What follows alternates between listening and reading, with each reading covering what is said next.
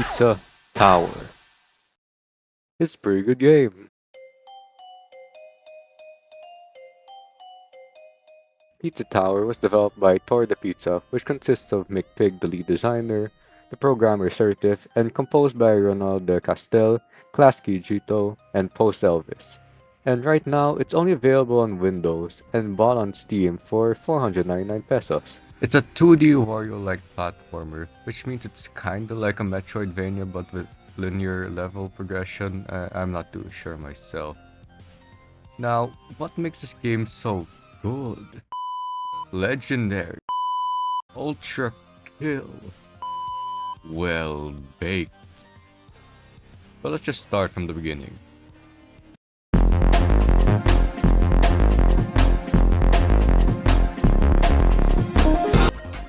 So this is you, Peppino Spaghetti, and you are in debt. And then Pizza Face shows up and threatens to blow up your restaurant. So Peppino, being the reasonable man that he is, sues Pizza Face for harassment. Of course not, he runs at Mach speed to chase the sentient pizza until they reach the Pizza Tower. He also runs into these guys and they might be important later. And after the cutscene, you walk into the Pizza Tower and start the game. So here you are, controlling this middle-aged pizza dog. Now, your controls are quite unique. Of course you have your jump, but you also have your grab attack, ground slams, dive, uppercut, super jump, taunt, super taunt, and most importantly, your Mach run. The Mach run is the dough of your moveset, the foundation of it, allowing you to break metal blocks, run up walls, and reach absurd speed. There's even another playable character with their own moveset. This is the dude who you ran over in the intro, Gustavo, and his rat, Brick. His friend that he met in the Pizza Tower.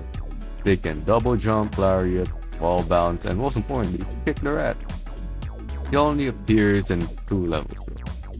And the controls are quite difficult to get used to, with both of them being very slippery. But once you master the controls, you become...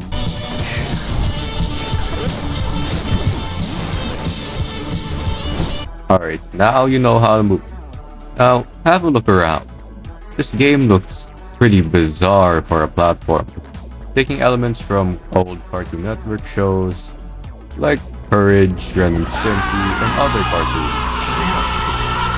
All the floors and levels have their own unique theme and appearance. Some include a dungeon in hell, old western saloon, sewer, and FNAF. The designs are very bouncy and has a lot of charm, and the style remained consistent even though it was called Pizza Massacre. And this game used to be a 2D horror RPG. And for the modders or animation peoples, this man has 5,042 sprites. One man. Other than that, your ears are being soothed by this game's banger OST. Remember these guys, the composers? Yeah, give them a round of applause. The music is funky, with SFX samples and random noises sprinkled in. Just like the appearance, the music is unique for each level and each floor. From farm to beach to war. And the music really kicks in during a key part of progression. Now your eyes and ears have been acclimated to this game. Now it's time to do your job. After the small jingle you hear at Tal Card, you enter the level and get the door closed on. You now have to run to the end of the level. On the way, you need to collect 5 toppings for Mr. Stick, the dude who Pizza Face ran over, to get a boss room to fight a boss and get a key, and that key can be used to ascend to a higher floor. Now, the level design for most levels are really good, because it allows you to build up a ton of speed while not being too fast to the point where it becomes spineless. Now, if this is too slow for you, the adrenaline will be amped up later. I promise. The unique thing about this game is that most levels contain a special transformation, which completely changes your moveset. Some of my favorites include a Knight, which allows you to slide on slopes, Devil Pizza, which makes you invulnerable and allows you to fly, and of course, Shotgun.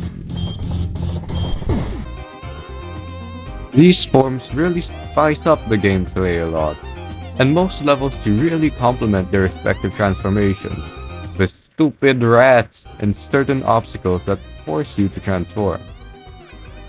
The limitations that you get from transforming makes you think about moving around in the environment with the new abilities and handicaps you have. Aside from that, there are unique gimmicks for each level which usually sticks to the level's theme. These include golf balls which open up entrances to explore, jetpacks that melt ice, and of course,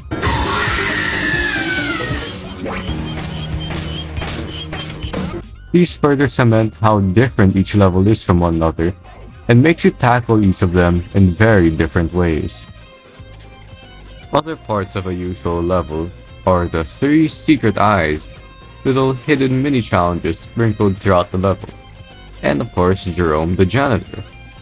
He allows you to open the janitor's closet and get a treasure which gives you a lot of points. These are also important for the highest rank in the game, PS rank. Alright, now you've reached the end of the level, and this is Killer John. He looks cool, and you should definitely not knock him over. You. Okay, this is pizza time, and that is the timer below you. If that timer reaches 0, Pizza Face will hunt you down and send you back to the start of the level under 30 minutes completely free. Now, with your toppings and whatever else you have one goal: run.